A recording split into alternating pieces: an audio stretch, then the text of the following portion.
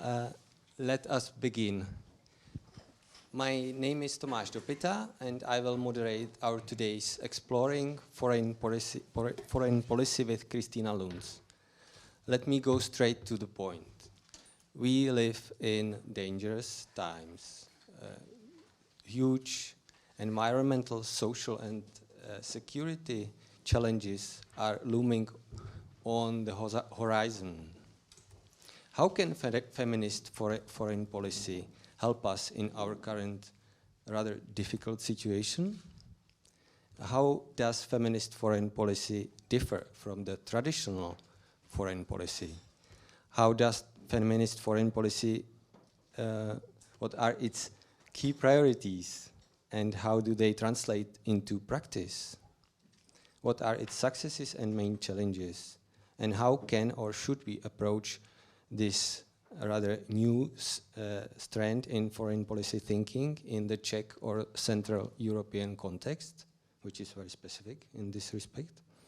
To discuss these issues and more, we have here today our dear guest, Kristina Lunz, the co-founder of the Center for Feminist Foreign Policy, who will present us with today's main contribution. Following Kristina, Mila O'Sullivan, next to Kristina, from the IIR Prague, will focus briefly on feminist foreign policy through her critical scholarly lens. After Mila's contribution, we will open the floor to questions from the audience, and we will debate with Kristina. But before all that, we will have the pleasure to pass to listen to Nino Ležáva, the director of the Prague Institute of the Heinrich Böll Foundation, who will open the event for us. We should speak into. Yes, thank you. Yes, thank you very much. Your Excellency Ambassador Israng, dear Kristina Lunz, vážení dámy a pánové, it is my honor to welcome you on behalf of the Green Political Foundation and thank our partner, Institute of International Relations, for hosting this event. And I'm very happy to see so many faces here in the room. This week I spoke with a very good friend of mine about this seminar, and this friend of mine is a journalist at Radio Free Europe working here in Prague, and she's also an outspoken feminist. But when I mentioned this seminar in dialogue with her, she asked me, as a journalist who has to be quite skeptical, how this approach, the feminist foreign policy approach, would really contribute to a more peaceful and safe world for people. And unfortunately, she was not able to join us today here, but I'm sure that our guest, Kristina Lunz from the Center of Feminist Foreign Policy, will answer this question, or at least she will inspire us to answer by ourselves this question also. The feminist critique has finally captured foreign policy after a decade-long effort, and those who would like to proceed thoughtfully with foreign and security policy should therefore become familiar with the catchwords and not only of this new paradigm. We work in a country and we work with a society here shaped by the legacy and ideas of former President Václav Havel. Nowadays, as loyalty towards such values as responsibility and solidarity are even more important than ever, it is crucial to develop solidarity and solidarity networks globally and locally. And from my point of view, solidarity is also a essential pillar of the feminist approach. With today's event, and not only, The Prague office of the Heinrich Böll Foundation aims to contribute to local and regional, Europe-wide discourse on the proactive role and position of small and medium-sized countries in the process of shaping the European foreign and security policy through the creation of in-depth analysis and organization of gender-balanced expert meetings. The initial idea of this initiative stems from a project connected to the 25th anniversary of independent Czech and Slovak foreign policies. In the publication Maximum Možného, Maximum of the Possible, one of the authors pointed out that small and middle-sized EU member states are often struggling with finding their own foreign and security policy agenda and role in the framework of the common foreign and security policy of the EU. Furthermore, the foreign policy of the Czech Republic lacks long-term vision and consensus of the fundamental values, which is partially caused by a power position and interest clash of multiple actors. I think this study is quite interesting, and we can provide this by interest. And at this event, we hope to contribute, of course, to a meaningful and inspiring discussion and creating, again, a networking space also for all of us. I'm thrilled that we can welcome one of the most outspoken young professionals in this field, in the field of the foreign and security policy, and as a co-founder of the Center for Feminist Foreign Policy, Kristina Lunz is promoting these topics which we will discuss together with you. And she contributes, or I guess she already contributes to enhance the security for people worldwide through a more feminist foreign policy and diplomacy, and stressing these topics also in her public activities. And last not but least, I would like to express my gratitude to another brave woman, Klara Sovankova, my colleague from the Heinrich Böll Foundation, whose brilliant idea was to invite Kristina Lunz, and who co-organized this meeting immanently. Thank you. Thank you, Nino. Before we will give the floor to Kristina, we would like you to briefly introduce yourself. So I will pass this wonderful torch to you, and please just quickly say who you are, and that's it. And organization, maybe. Sorry? Name and organization. Yeah, name and organization. Because I'm curious, that was my... Yes.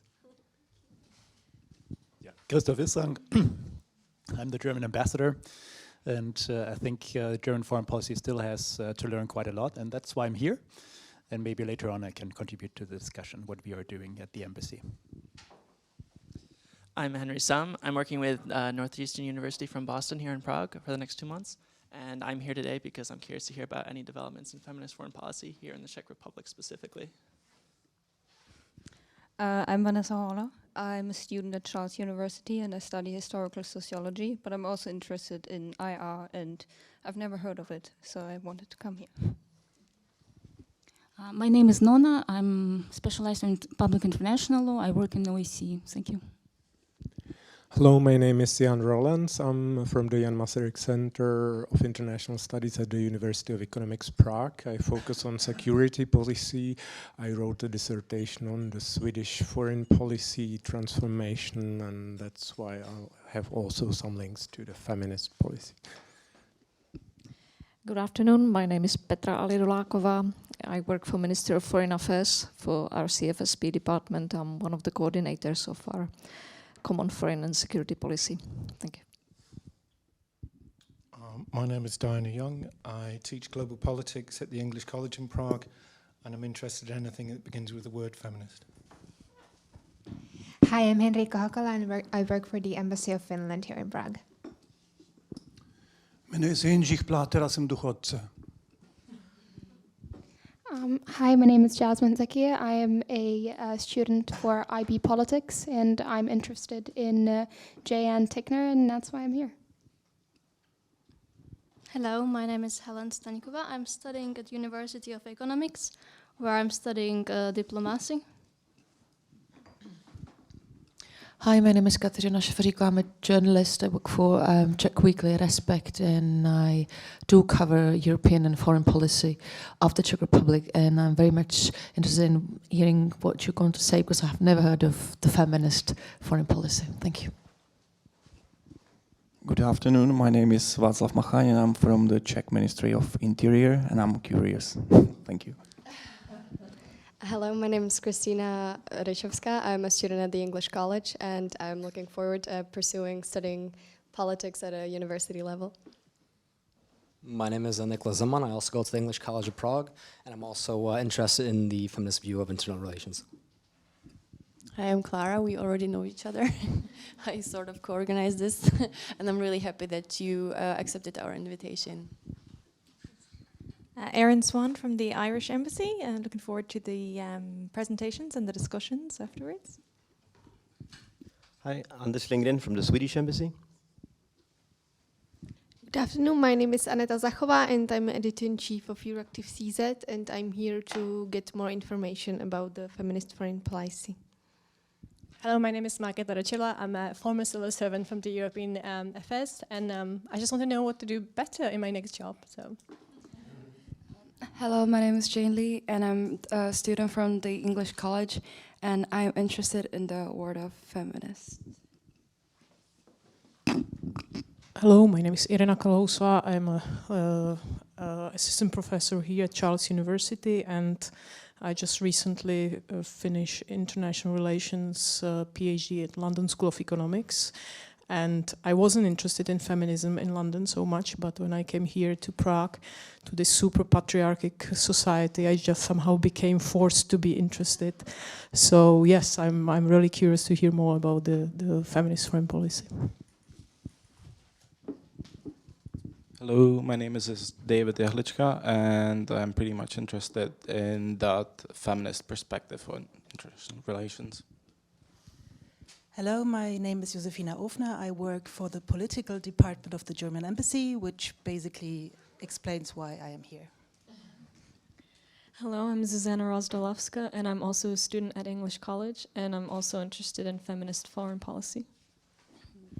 Good afternoon, I'm Ivana Specianova from the press department from the German Embassy, and I'm so very interested in this topic.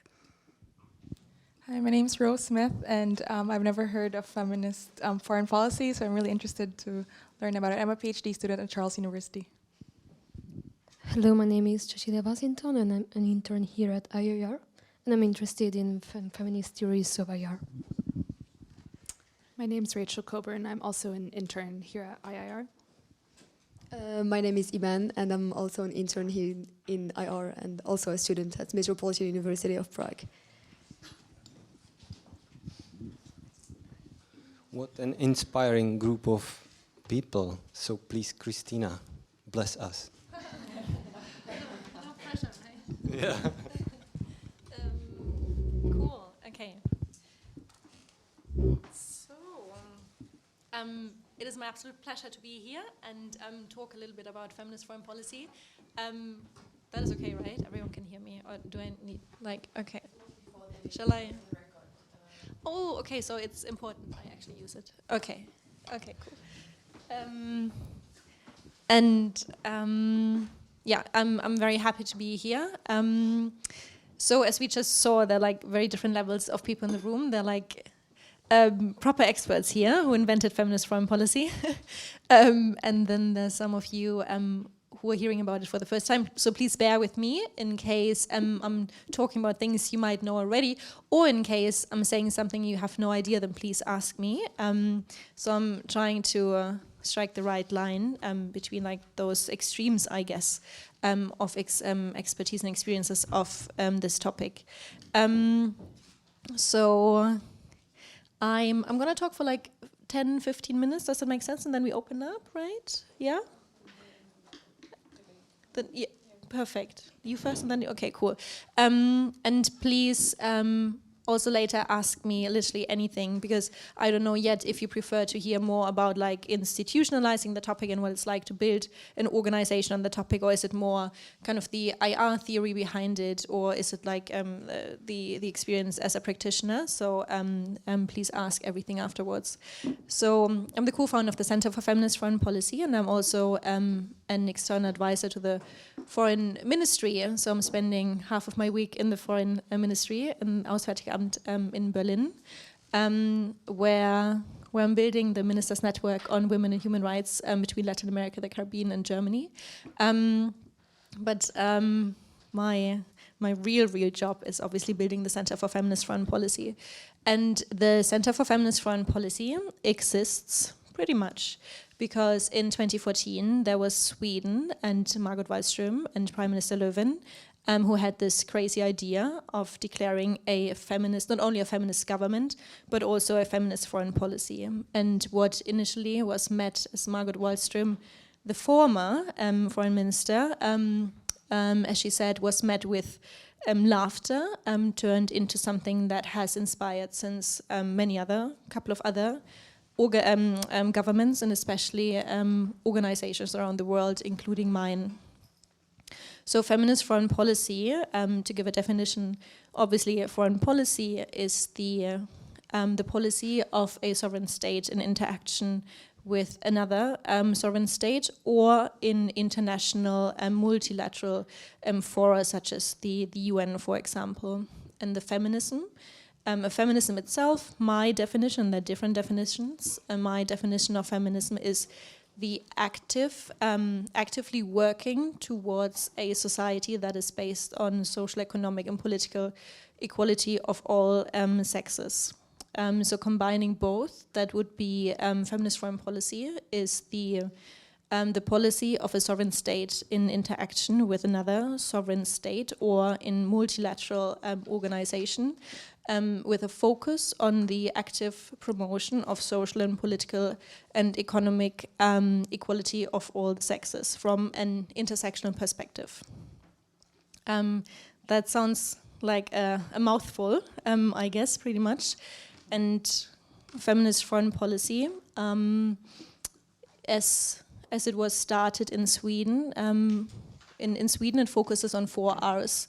So Sweden, when they said, okay, like there's all this feminism, and Sweden has this really long tradition of feminism in the public sphere, they focused on 4 R's, Sweden. So Sweden has been focusing on rights, representation, resources, and reality check, meaning they want to focus on women and human rights. They want to put money, so the resources behind that work in their foreign and security policy, and they also want to get the representation of men and women right in all levels of foreign and security policy. And all of that for them is based on the reality check, which is the statistics and the research behind it. And speaking on research, let me make this kind of small detour to the kind of traditional understanding of foreign policy and international relations. So traditionally, and I guess what most of us, I mean, definitely myself, have been taught at university or at many think tanks out there, foreign policy and international relations, as the conventional realist realpolitik thinking goes, is this Hobbesche understanding of the world, where we have this state, and the natural state of international relations is a state of war and anarchy, and each state only strives to increase its own power and its own national interest. And feminists, for many decades, they came in and they've been saying, but no, wait, like that is pretty, like that's bit one-sided, like there are different ideas and how you can understand foreign policy, but no one listened to them, like because society and oppression of women. So feminists, on the other hand, they say, no, well, we don't believe that there's the US and the Iran and then Russia, and Russia's doing this to or Turkey is doing this to northern Syria, and then this country is reacting this way. Feminists say there's so much going on within societies and countries, all different levels of classes and races and genders and forms of oppression and discrimination, and we really need to understand them, because unless we do so, we cannot foster human rights and human security, because only looking at a state's national interest does not automatically make a world more secure or make humans within a world more secure. And feminists have been saying that for decades, for over 100 years. And one prominent example that I always like to mention is the 1915 The Hague Conference, the Hague Women's Conference that took place during the First World War, where 1,500, I think, feminists, women from all over the world came together, women from countries that participated in the First World War and countries that didn't. And they came together in The Hague because they were like, what the hell is happening? Like, why is this world war happening? And what can we do to, first of all, make it stop? And what can we do to avoid another world war? And they set out all those ideas and demands, which included, for example, universal suffrage, because at that time only very few countries gave suffrage to a certain class of women within their country. It included mediation over militarized conflict resolution. It also included demilitarization and the dismantling of the military-industrial complex. So, and more demands. And they had all those demands, and then they went to capitals and prime ministers and presidents in different European capitals, and they were sharing their ideas. And they met with many important people, but no one took that on. And surprise, another world war happened as well. So what I'm trying to say by that is when Sweden in 2014, when they declared a feminist foreign policy, yes, they were the first country in the world to do so, and it was incredibly brave. But it was not their invention. Like feminist international relations theory, that's been gaining more and more prominence and importance since the 80s. But it's been like there's this 100-year at least tradition of feminists trying to shape how we understand international affairs and foreign policy, and their demands to reprioritize how we act within foreign affairs. What after 2014, what Sweden did back then, despite them still receiving lots of criticism, and I hope we'll hear a little bit in a second maybe as well, they've done an incredible job to the world, to feminists all over, because they gave the impetus, not only for inspiration, but also to develop the concept further. It was, for example, 2017 when Canada decided, when they launched their feminist international assistance policy. So Canada has been doing feminist development policy since 2017. And it looks like with the elections yesterday that they might continue given the outcome. And then we had France earlier this year in March, International Women's Day, to officially announce a feminist foreign policy as well. We've not seen that much coming from France yet, but they've used the label, so we're following up when we are also in close contact with the French embassy in Berlin. And only in September now, a month ago, Mexico, at an event in New York during the time of the General Assembly, announced a feminist foreign policy. We've also done some following up with the Mexican embassy in Berlin. They haven't presented any details yet. Let's see what's coming. It was definitely a surprise to many that Mexico made that announcement. But that's definitely really positive developments, what we're seeing on state levels. Germany definitely does not have a feminist foreign policy. Germany is doing interesting feminist steps, I would say, and despite UN Ambassador Heusgen in August at an event in Berlin saying that Germany has a feminist foreign policy, it does not. He said it because Germany has a female chancellor and a female defense minister. but Germany does not. But Germany is doing in a couple of really small projects in different areas. The project that I'm working on, the feminist network between Latin America, Caribbean, and Germany is definitely one of them. And having a foreign minister that so prominently focuses on human rights, also at least publicly on demilitarization, as well as the fight against right-wing populism and right-wing terrorism. And these are all important aspects of a feminist foreign policy, but it's in no way institutionalized in the German foreign ministry. Another aspect that I have written down here is when we talk about feminist foreign policy, many countries then, when they are asked, so what is your country doing? They would very quickly talk about the Women, Peace and Security agenda. Many of you might have heard of it. The Women, Peace and Security agenda is an agenda that was established by a UN Security Council resolution in 2000. That is Resolution 1325. And Resolution 1325 stipulates that women need to play an active and important role within security policy and peace processes, and when we talk about conflict, and that we also need to focus on sexualized violence and conflict and so forth. And since this agenda, the Women, Peace and Security agenda, was established in 2000, there have been 8 follow-up resolutions as well since today. And the Women, Peace and Security agenda most definitely is one of the most prominent and most successful, I guess, achievements of feminists within the era of foreign and security policy. But women, peace and security policy is only one aspect of feminist foreign policy, because feminist foreign policy is this way of understanding how to rethink foreign policy and really question its core assumptions. Speaking of the Women, Peace and Security agenda, and as I like to give a concrete example, because I realize when I might talk about feminist foreign policy, it sounds a bit abstract as well, because in the end it's like a intellectual concept that we're trying, and many are trying to put into practice. So speaking of the Women, Peace and Security agenda, so Germany, for example,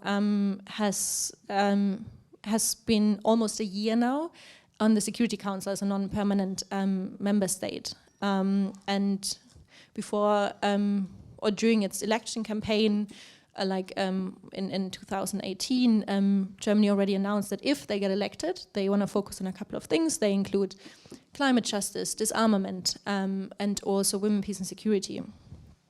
And feminists all over the world, they were like, amazing, of course, go ahead, Minister Maas and Germany, do that. When I mean we, I'm talking as feminist civil society, obviously, when we then found out in early this year that Germany wanted to bring in a resolution on sexualized violence and conflict, we were first like, okay, let's look at this more closely, because in general, the idea of Germany or any state to give a feminist agenda lots of space within one of the most important fora of international security policy, the Security Council, that is a great thing.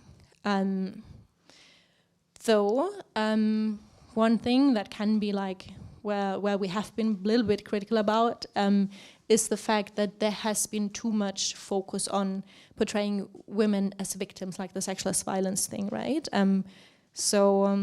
Whenever pretty much, if I was a cynic, which I'm not, because I believe cynicism is the lazy excuse of people to do nothing.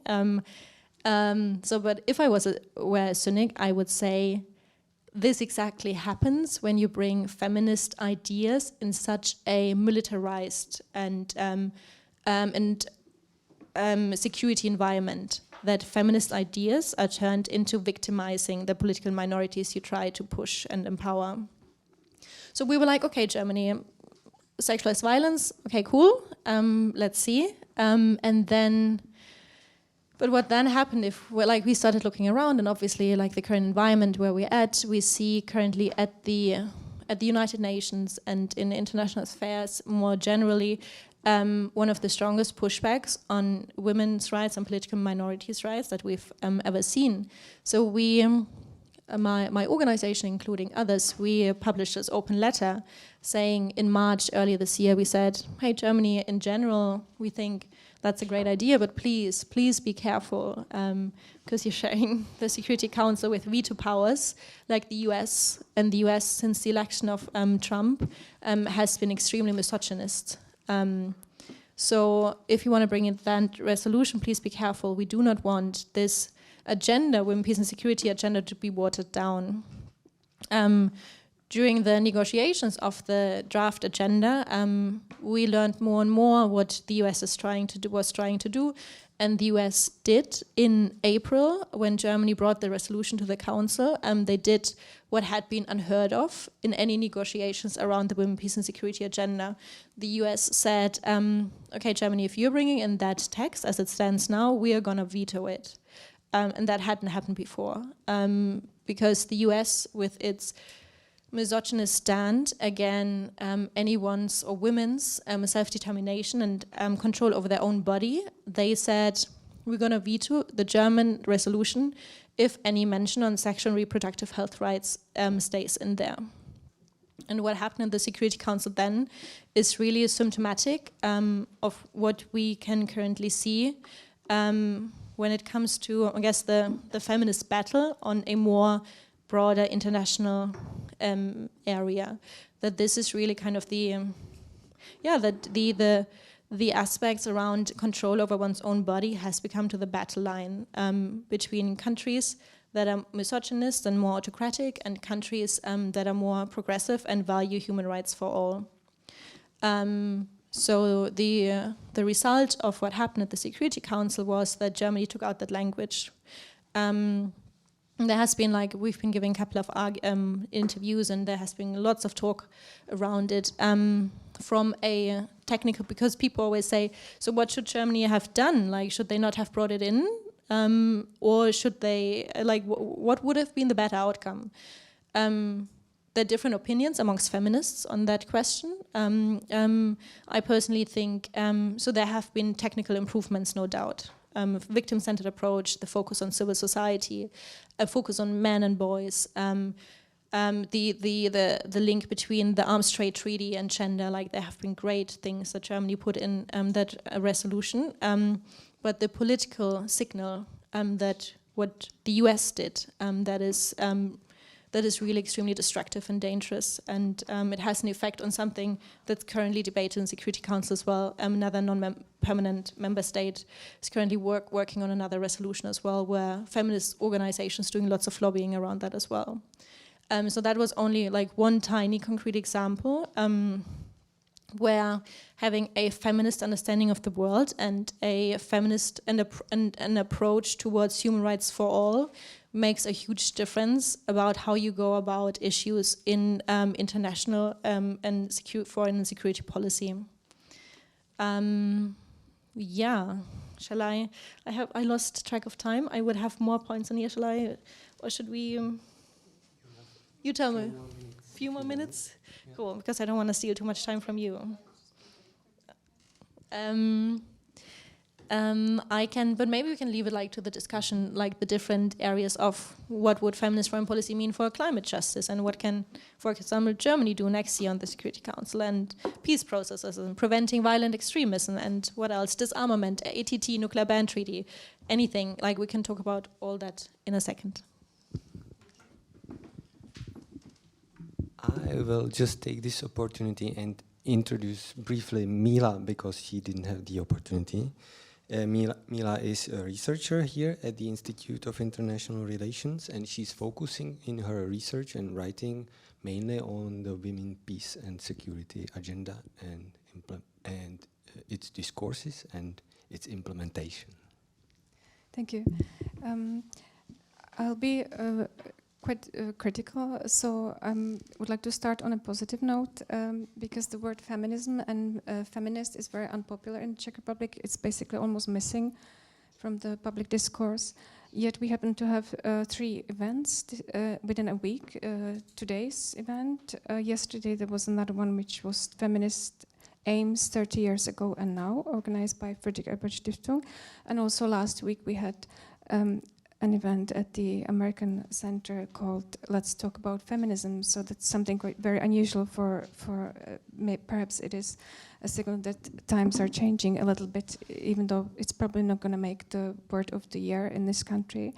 But I think it's important to talk about it, and I would like to thank the organizers also, Friedrich Ebert Stiftung and Christina Lunz for their support.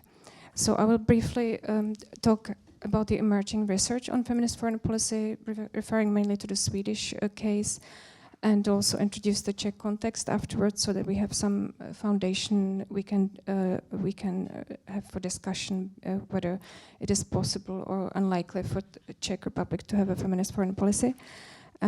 So the academic research on feminist foreign policy as a concept is very modest, is still emerging.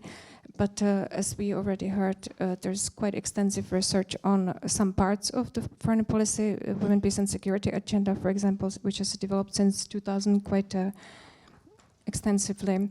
There's an important point made by several scholars such as Jackie True, Karen Agestam and Annika Bergman-Rosamond, and that is that feminist foreign policy. Can you hear me properly? Is it okay? Yeah. Feminist foreign policy is quite radical, and the point is that it is more controversial than what has been so far gender mainstreaming, which has been international strategy since the 1995. And gender mainstreaming is basically mainstreaming gender into the existing frameworks of peace and security and international governance, while feminist is something about challenging the structures, challenging the power hierarchies and gendered institutions within foreign policy and within the peace and security structures. So from this perspective, the feminist foreign policy is quite radical and can be seen as transformative, something revolutionary. And I would like to mention also that the primacy of Sweden is not a surprise, because for a country to take such lead, it has to be strongly rooted internally. So that in Sweden there's a culture of gender equality.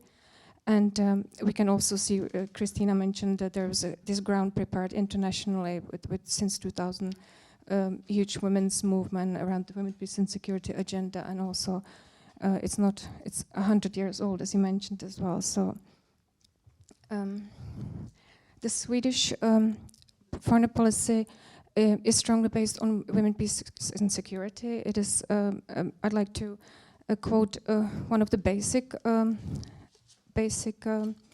One of the starting sentences. It says, ensuring that women and girls can enjoy their fundamental human rights is both an obligation within the framework of our international commitments and a prerequisite for reaching Sweden's broader foreign policy goals on peace and security and sustainable development. So I think this, what I find quite important is that the enjoyment of fundamental rights is a prerequisite, is a precondition. So that means that it's the girls and women are going to be on board to reach peace and security. It's quite transformative in this way. And you already mentioned the R's, 3 R's, 4 R's. Concerning some of the challenges, there are some of the challenges concerning conception and implementation. In reality, feminist foreign policy is not so radical because it's not pacifist, but pragmatist. It doesn't rule out the use of hard power. So this is something that has preoccupied the Women, Peace and Security scholarship for a long time. It's whether we should strive for revolution or compromise in international relations. And the reality of international politics has basically led to compromise always. There's also, in Swedish foreign policy, there's this human rights approach, and also emphasis that gender equality is a matter of peace and security, which is something also previously emphasized, for example, by Hillary Clinton. And this is also something that scholars have a problem with, because women constantly need to justify their presence. So there always has to be some selling power. And Margot Wallström, for example, used to have this quote, "More peace, more women, more peace," which can be also problematic because we see the binaries of peaceful women versus violent men. So this is something quite common. And on the other hand, the Swedish foreign policy, sorry, we have some Swedish representatives here, so they might also hopefully enjoy the debate later. There are many radical transformative elements in the Swedish case because it tries to address feminist security in broader terms, important emphasis on women's economic empowerment, on sexual and reproductive rights already before the backlash global. So this economic empowerment is important because it aims for addressing structural inequalities, which is very important given the political economy of conflict and post-conflict development, which usually prevent women from participation. I did field research last year in Ukraine, and the typical case, which is also the case of Ukraine, is that within the post-conflict or conflict development, there's emphasis on building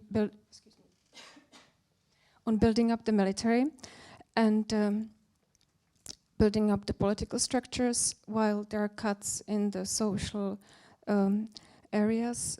So there's usually international financial institutions which come and help, but this is there are conditionalities. There has to be austerity measures. So in Ukraine, the austerity measures and the government reforms which were carried out affected mainly women. So next to the ongoing conflict impacts on women, there's this public cuts which affects education, transportation, jobs in the public sector mainly occupied by women. So women basically have no money to participate in peace building, and this is the typical case, political economy of conflict. And the increased militarization, which is a special case in Ukraine because of the ongoing conflict. And this brings me also to the implementation challenge, which is perhaps the most controversial one, is that it's the fact that Sweden is one of the largest exporters of weapons, and it is the military industries that fuel conflicts, which is contradictory to the feminist principles, which we already heard emphasize: demilitarization, disarmament, and non-military solutions. So, and it is also frequently being attacked from this, attacked is a strong word, but being discussed this way. So it's this kind of vicious circle. But in 2015, we could see what feminist circles called a truly feminist foreign policy when Margot Wallström cancelled or she declined to sign the arms deal with Saudi Arabia because of human rights violation. And that was really applauded as a radical feminist foreign policy. I would like to later perhaps also discuss how it has developed since, because you mentioned the backlash. So there might be something, the backlash we can see also in the Czech Republic,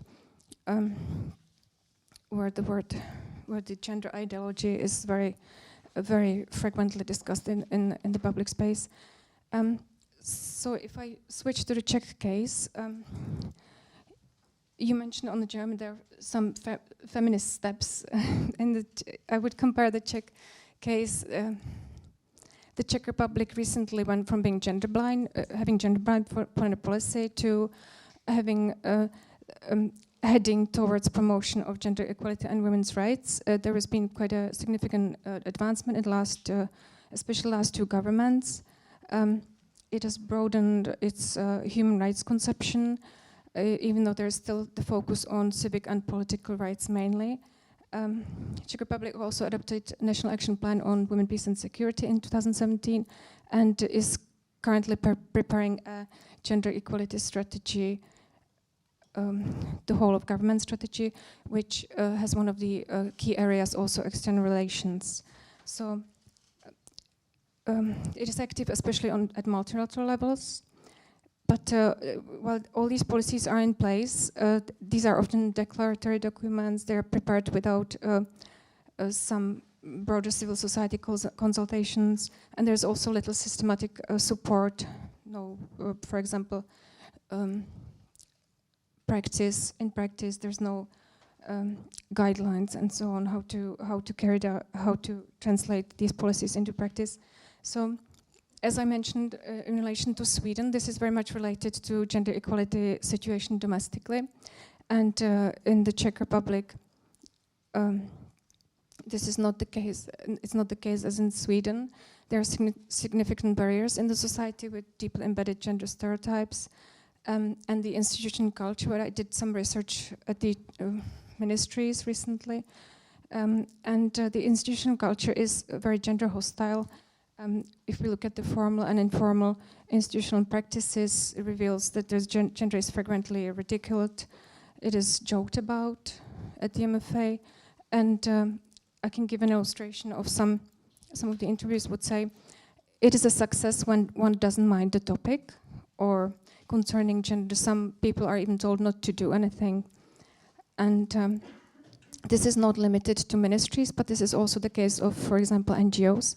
So while I was doing interviews, there's an NGO which works with advanced government like Canada, or which have foreigner security development, development feminist policy, or other governments, and they work with them closely, try to meet their gender equality standards, while internally in their NGOs, I would quote one interviewee, "I use feminism as a joke." So this is something that really is quite problematic. And also there's no organizing, we talked about it earlier, very important. There's so many, in Sweden you have so many platforms and NGOs that focus on women, peace and security and foreign policy. So you have Organization 1325 and all these kind of platforms. Well, there's no gender NGOs focus on foreign policy because they are preoccupied with domestic issues, and that has been a long-term problem. That even the Czech National Action Plan on 1325 has been basically drafted as a top-down document, and of course it resulted in a quite proclamatory document.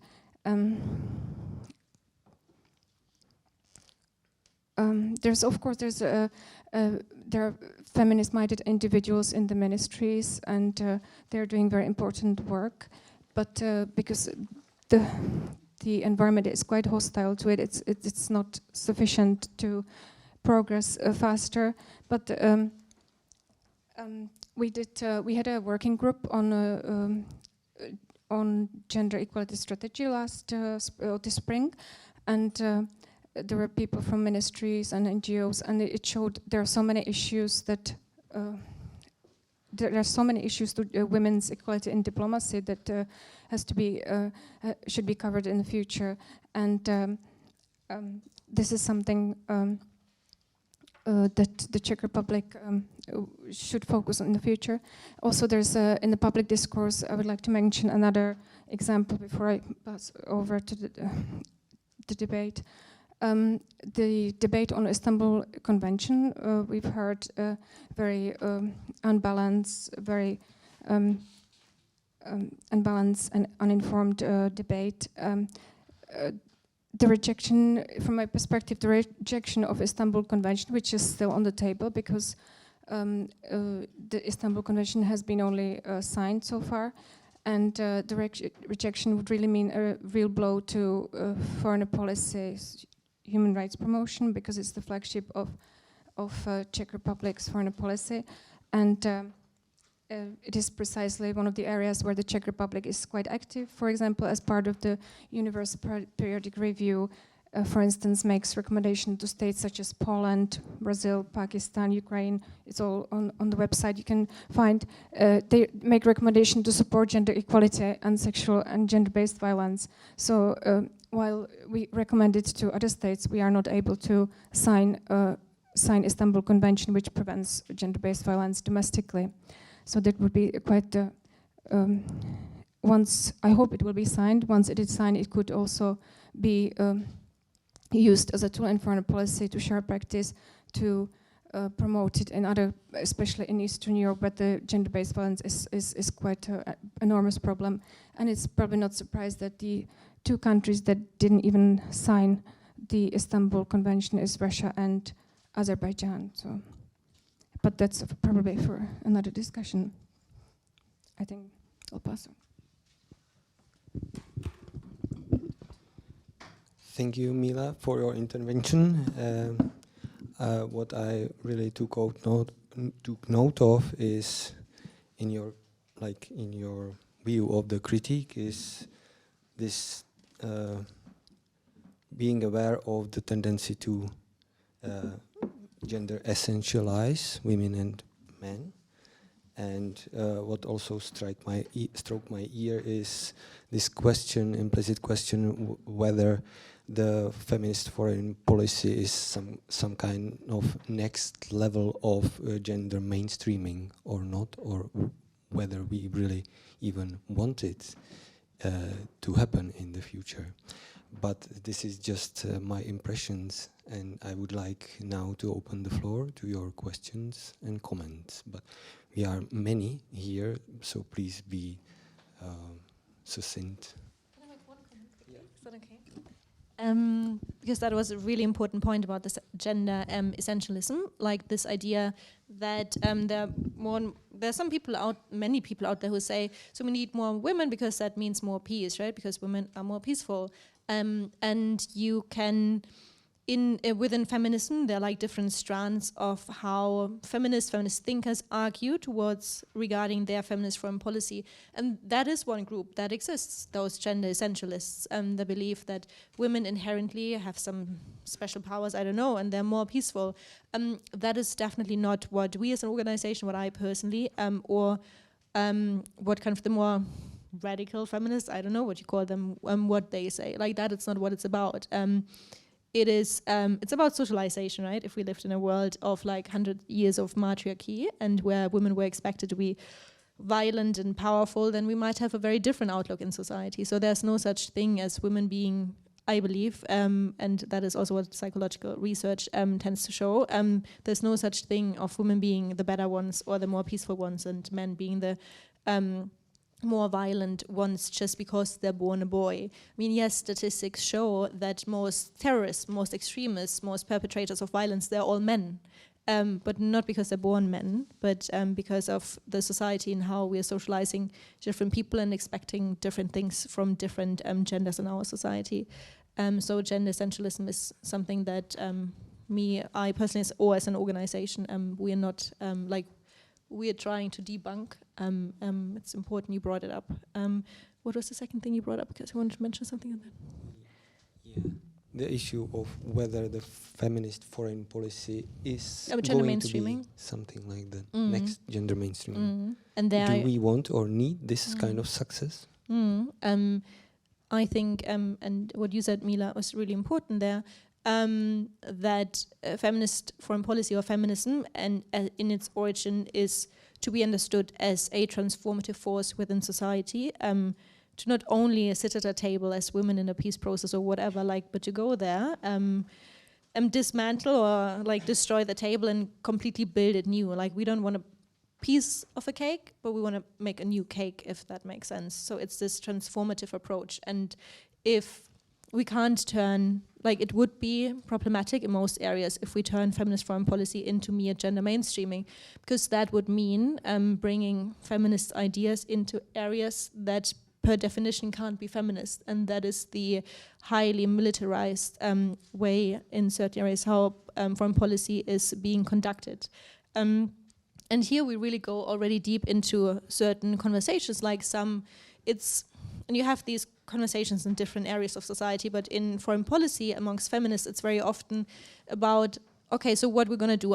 Do we want to completely destroy the military and ban weapons right away? Because that is at its core what would be feminist. Or do we try to get into those structures and change them from within? Different feminists have different ideas about that. Sweden, for example, I know Margaret Wallström, former foreign minister, she once said if she could decide on her own, of course she would stop selling weapons, but she can't because of how structures are in society. So I believe we need to find a way of how we get as close to a transformative process without compromising our values as possible, given the current structures of society and architecture of security policy. And that sometimes means compromises, sometimes it doesn't. For some people would make certain compromises, others don't. Like I personally, because I've been sitting in the Foreign Office for the most part of the year as an advisor, I've been personally criticized of doing so and being criticized of being compromising my values. I have a different approach, but it's fair to say that different people, I guess, have different approaches to that. So now please ask your questions. That means raise your hand. Okay, over there. Does it work over there? Yes? Very well, thank you for your starting contributions. Coming from the Ministry of Foreign Affairs and having been there for over 16 years now, I can understand the criticisms and its long fight. Still, there are some positive things. I think we should say that we already signed the Istanbul Convention, right? It's the ratification process that got stalled. It's now on the side of Parliament, and it's the governmental office who leads it. So we have given our support to it. That was the signature, and now we are waiting for the national side. I very much appreciate the practical approach, as you say.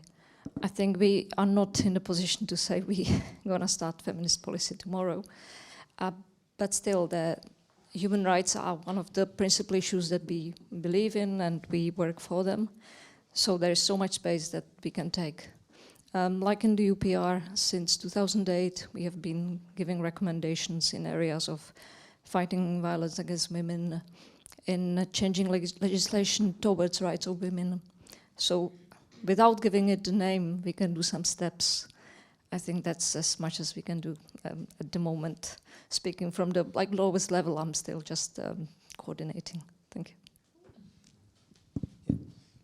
Okay, so I see a question over here. I can pass the torch over myself. And then there is the question over there.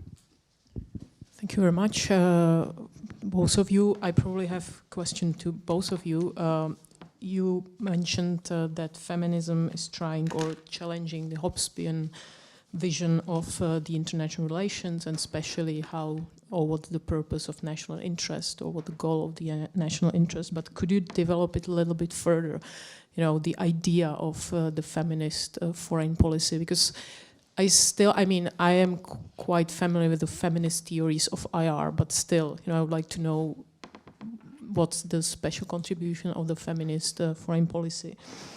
And more practical question, how to make it win-win? Because I still think that if you present any kind of feminist idea, at the end of the day, men will have feeling, and probably rightly so, that it's a piece of cake. It's not a different cake which will be nicer, and we will all have better life living in this piece of cake. They still think that it's not going to be me as a man, it's going to be you as a woman. So how to really, what argument do you use in order to somehow debunk this notion that it's going to be lose for some if it's going to be win for feminists? And the third, if I may question, it's also very practical. Do we have enough feminists? Because the challenges are enormous. And I would like to know about Sweden, because in this country, always the argument is we don't have even enough. I'm not talking about women only, enough feminists, enough people who would be able to really somehow bring new ideas to old structures, like the Ministry of Foreign Affairs, like conferences organized by this institution, which are always, I don't know, if it's 80% men only, it's fine. It's a good ratio. We have German foundations, we have European Commission, which on the one hand are claiming that they are supporting gender equality, at the same time they're supporting conferences which are, as I'm saying, 80-20 is still okay. You know, so, but usually the argument is we don't have enough women. So what do you do with it, especially in the question of security and foreign policy? Thank you. So, yeah, please just respond right now so that we don't so that I don't forget. and then we will go over there. I'll start with the last one. If we have enough feminists, I don't think we have enough feminists anywhere. If we had, we would live in a more peaceful world, and that is